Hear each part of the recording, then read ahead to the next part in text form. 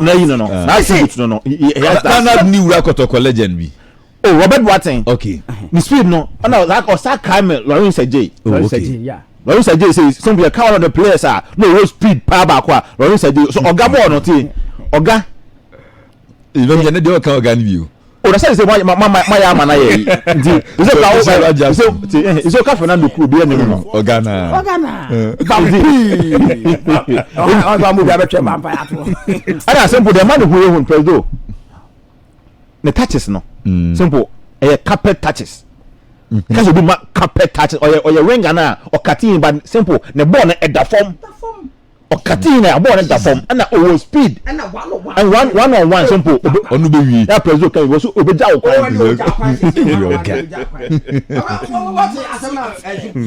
That was the agent for stadium. Sure. 7 minutes.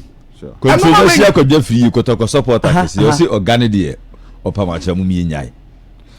Kojo me different case na but omo ya mana ye ni di kojo I mean chwa no pay na ya kisi message you mean kan da I say mean kan da this Oga look like phone accessory seller pa simple na esi en kan so kan player with instructorman na ya kisi instructorman back for no dan so chance kora e di onu so di ato wo di ja wo mo utie wisdom boss buy no when not just 7 minutes and 7 minutes you next agent no steady no dey any and working and we don't know be within 7 minutes normal way here kwabra na he was very effective normal benku normal men ka gas obetam pitch ni aso ya na it is because no me ye no na ka jam the banda po ye ko abrankas mango uno the abrankas no good from banda po no the tormenta we tormenta na uri no guy ye no parate we mama for that go man 45 never say echna sa Isaac for na friend blasters for guy and then carrier the oga dey be kurimu ni uri dey tell you coach the natesa the classico no yes what gas in life pa averu ni say oga sese hey what do oga train classico nanga o say nkodi nka ne bobo wi na ne nu no udzan na so yi man mpoma ne tadua fansia classico no misero okay person obedi be FIFA game bi am na afi wakoye yi etu kwamna game no ma men call straight away I think say Prosper Ogum and Nurudina Medu on be that attacking football. Controversial ko Jeffrey is simple. The Kotoko IMC did well for not choosing Abrankesi as their home because Nations FC themselves can't win at home. Nations the enemy know what is actually happening. Because one venue, the assistants then that's you beating. But one beating na assistants from last season they will be entering Nations and for 3 points. Okay. But minimum what is actually happening. So come on, my game no. Kotoko performance na make so bofia me convince or bofia.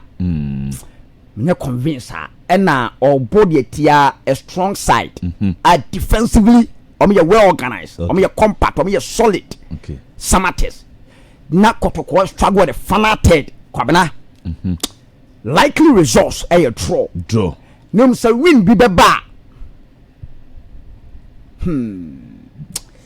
man me feel a bit more from center and kwashe ma Kotoko ebia Emmanuel try me hu no ebia me for the go for drive na o say better mo anso eni mu ho no abet o two na make sure say the fanatic 2 goals now wa share nyina no a game bia no ma we go so the number of games our bar so we really rating I think is 0 point something yeah. What I say? Ne scoring rate no form. Them catch say so when Kotoko body tier opponent be okuta a compact defenser, they are very difficult to penetrate. So far, total number of goals. I share 5 goals. Wow. Yeah, Kotoko I share 5 goals. Okay. Yeah, after 5 games, yeah. Wow. And now, Brukum Mediama so far share total goals number scored 4. Oh, okay. Yeah. The team was second pa e baby any goal stars. Oh, okay. On am 6 goals. Una shekes. Enti kwara na mi wunu say se Kotoko fanated na nke kan ho be draw ayi. Uti. Okay. And Kotoko fanated ne sama de ne ayi ni say. Is say we ba ko pe. Se nka wo ba ko wo start na ka ba ko steady game na nke beboa. The way me hwe say ebia se ba ba ya ba. Time Raman so ananka. Wo picking is one so kui.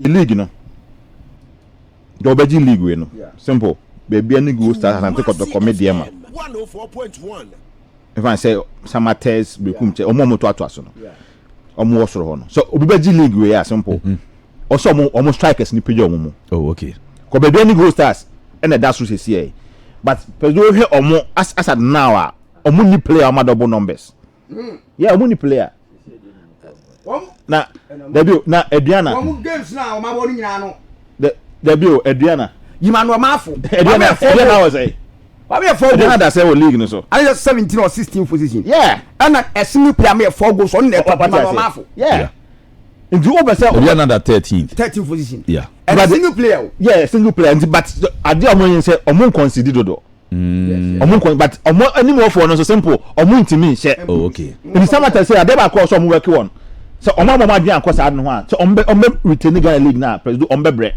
and one lead you to South African campaign no the number of goals so produce na ma say players ni na ko ayi the 5 ko Kaya the 5 ko Ivan Sowusu yeah or the 11 ko and I read 10 indeed about 30 goals ya tie free okay kamera kakra bi na super to aso no ma men ko game we say no ma men ko men ja homra has die no yeah me adwuma bi epese o ma hu say officiating referee Maswe Hansen nin se na o say campaign e kwaso o se sana ne ade iti ma men ko men ja homra ne yemfa wa Catholic Stars ene wa sorry nante airborne 3 pm e na share gas sports center na regu wa power SC ene Northern City airborne e Malija Best Stadium wa ene nso be kwaso nyame yadma ochena afi yenko zone 1 bi ne hwe matches a eba so ne enra 11 wonders echi Techima Heroes etwom ekamienzo so mentimi ante Fernando na epiem local derby course Techima 11 wonders eno mo share kamiensa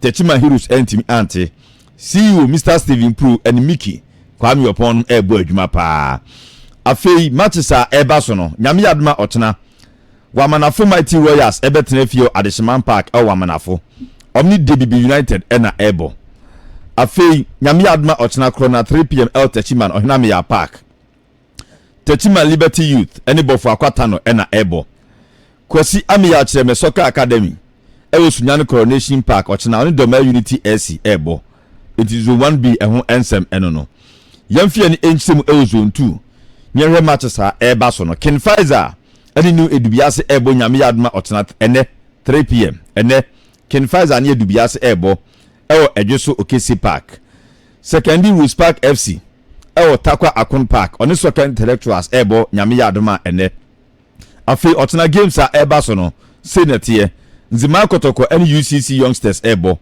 afi Asekem FC ebo Secondary 11 wise otena 3 pm Samsung Sky FC etnefi oni Park Academy ebo otena 3 pm Swedro All Blacks and Serie All Stars ebo nyame yadoma otena 3 pm Bekwa Heroes and Elmina Sharks ebo ochena no miensa saa ena Mysterious Ebusua Dwarfs any Future Stars enso ebo nyame yadmo ochena 3 pm yenko la zone A zone 3 no se na hunsem isitie ene FC Nania ene Akachi All Stars ebo Ligon 3 pm ene bekoso Ligon Nania Park afei Golden Kicks ene Interlies enso ebo nyame yadma ene 3 pm Tuba Astrotef neso afei nyame yadma edatna Kotoko Warriors any Great Olympics ena ebo pram pram Home Stars any Real Masters FC ebo Ho Stadium nyame yadmo na 3 pm afi Ho United betene fie Ho Stadium oni True Democracy ebo nyame yadmo na 3 pm afi Kings Palace any Okwa United ebo nyame yadmo na 3 pm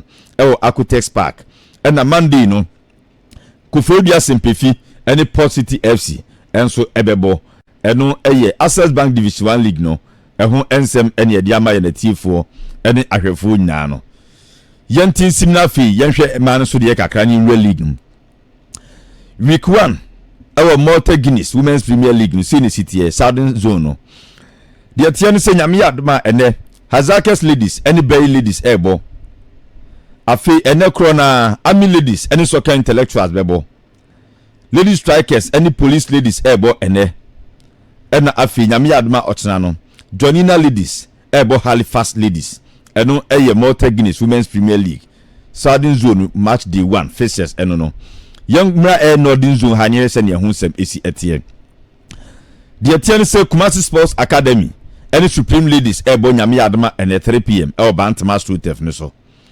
Tamale Super Ladies any Dreams Ladies enso ebo ene 3 p.m. sa.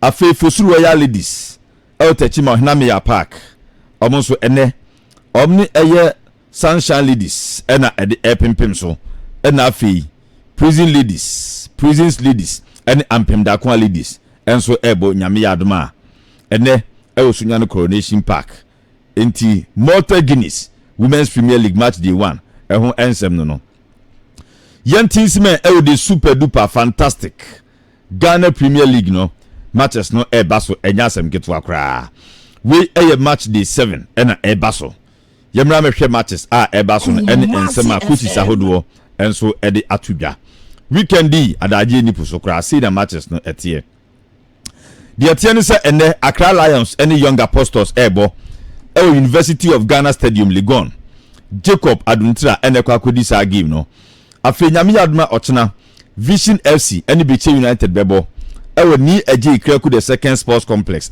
Temanu Town referee Charles Bull ene kwa kodi sa game no Asantekotoko ene FC Samatex nyame yadma ochena Obuasi Linkley Sports Stadium Afonso Etiapa ene kwa ko handle sa game no ochena 3 p.m. ene ekoso afe Dreams FC ene heartsofoak nyame yadma ochena 3 p.m. Tuba Astrotef ne so kaswa referee Maswe Hansen ene kwa kodi sa game no other games are ebaso no Nsuatrema FC Nana Kramansa Sports Complex omo ene Basek Holy Stars nyame yadma ochena 3 p.m.